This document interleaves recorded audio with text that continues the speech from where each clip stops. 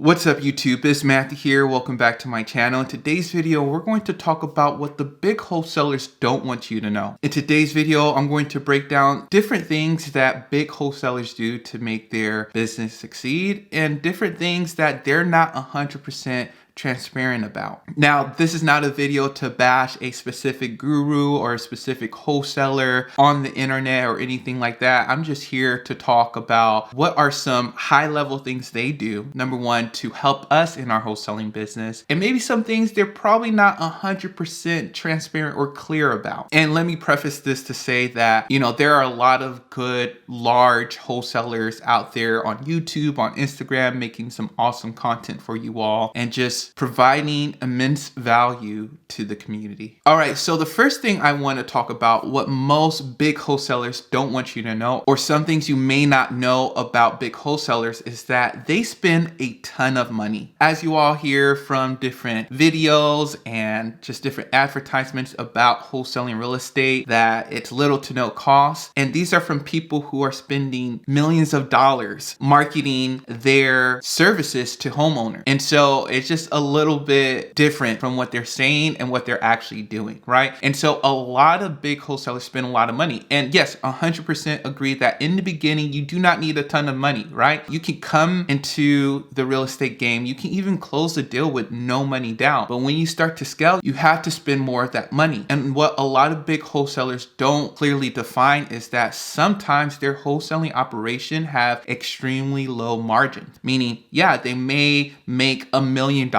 in their wholesale fees for a specific year, but they may be spending between $900,000 and $950,000 on their business, or even a little bit less than that or a little bit more. And so they are better off probably doing something else that's not as stressful and making that same amount of profit every year. And so that's something that you have to understand. But the thing with big wholesalers that I like is that they do think higher level. And so they're okay with their margin suffering in the beginning because they know at the end of the day, those margins will widen. They will learn how to implement, okay, spending this amount of money will not generate this amount of income for me. So I need to adjust where I'm spending this money. Another thing is that a lot of big wholesalers, they understand the long-term game. And so if they're spending a ton of money up front, they know years down the road, it will pay off. And like I said, their margins will increase. And even if their margins stay the same, their revenue as a whole will grow. And so the amount of profit will grow, right? So for example, if you make 20% margins, 20% profit off of a $10 million business, that's $2 million worth of profit as compared to $1 million, which is where it's $200,000. So you kind of see the difference. And so at the same time, big wholesalers are not telling you how low their margins may be, but at the same time, they're spending a lot of money because they know the ROI in the long-term game. As we continue this video, you all make sure you check out the links down below. For example, PropStream. PropStream is a really good tool where I use to find cash buyers and motivated sellers. I'll put the link down below or in the comments down below. So check out PropStream to get your 7 free day trial. All right, so the next thing that most wholesalers don't really tell you is that they know that most of you will give up. I know that sounds rough and sounds unfortunate, but that's the truth, that 90 to 95% of people who start this business don't finish it, or they give up too early before even getting their first deal. And a lot of big wholesalers know that. They know that, hey, I'm different. I know that I'm going to work at this because I know other people are going to, even people with more energy or even smarter people can start this business, but they know in the back of their mind that a few of them will fall off, right? And so I want to encourage you all not to be one of those many people that give up on wholesaling or give up on their financial freedom, progress, and journey. So with knowing this, you understand the hard work needed in order to have this business succeed, right? And a lot of big wholesalers, they understand the long-term game with working hard, because the longer you work in this game, the more established your brand gets, right? The more people recognize, hey, this realty company or this venture contacted me again. They contacted me like 2 or 3 years ago. They're still working in this business. So maybe they're making money. Maybe this is a respectable company, a credible company that I can go with. Since they've been marketing to me for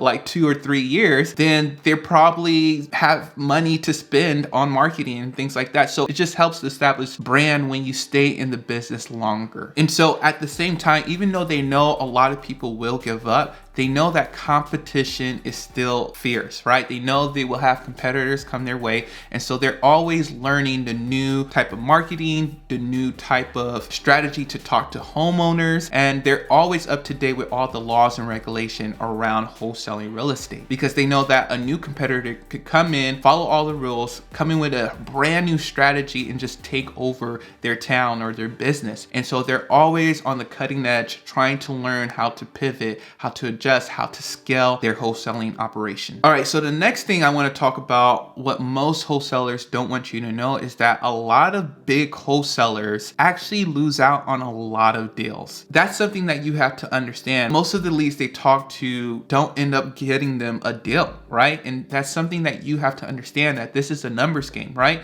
Even a lot of their contracts they have, they don't end up closing on them. Yes, you want to make your business as truthful and as direct and as transparent as possible, that when you do get a seller under contract, you are 100% sure that you can close on this property. But for whatever reason, maybe you were wrong with the comps of that area, or maybe there's some title issues or something else came up where you had to lose out on a contract or cancel a contract. And a lot of big wholesalers, they do put a lot of properties under contract, and sometimes they don't move them. That's something that you have to understand, that they struggle with that also. But there are ways to alleviate that, ways to just make sure you're on top of your A game with knowing the numbers of a neighborhood and just being able to pinpoint exactly what a seller needs in order for them to go with you. The other reason why they're able to put a lot of properties under contract is that these big companies usually have some sort of cash, right? And so they always have that option that if they don't have a buyer to assign the property to, they can close it themselves with cash and just put it back on the MLS, right? And so they always have that option. And I think a lot of small beginner wholesalers don't have that option, right? You don't have the ability to take down a property for cash and just put it on the MLS. Maybe you could get private money or hard money lender to help you with that, but it can be difficult in the beginning. And so you're hearing these big checks from these wholesale companies, but a lot of them are getting them through MLS buyers, right? People that they acquire through putting the properties on the MLS. A lot of big time wholesalers work exclusively with hedge funds, right? A lot of them also, they don't have as much buyers as you think. Yeah, they said don't be a cash buyer employee. Yeah, don't only have 1 or 2 buyers that you work with, have multiple buyers. But a lot of wholesalers, most of their deals probably come from 10 people or 10 businesses or 10 hedge funds that they work with. I would say 80%, right? 80 to 90% of their deals probably come from like an exclusive group of like 10 buyers, 10 to 15 buyers, right? Yes, you can invest your money in trying to find all these different buyers, but at the end of the day, it's the right buyers at the right time that you're looking for. All right, you all, hope you all enjoyed this video on what most wholesalers may or may not tell you, or some things that they may not want you to know. If you all have any questions, be sure to like this video, comment down below, and make sure you all subscribe. Let's keep on building this community, and let me know what else you want to see from this channel. All right, talk to you later.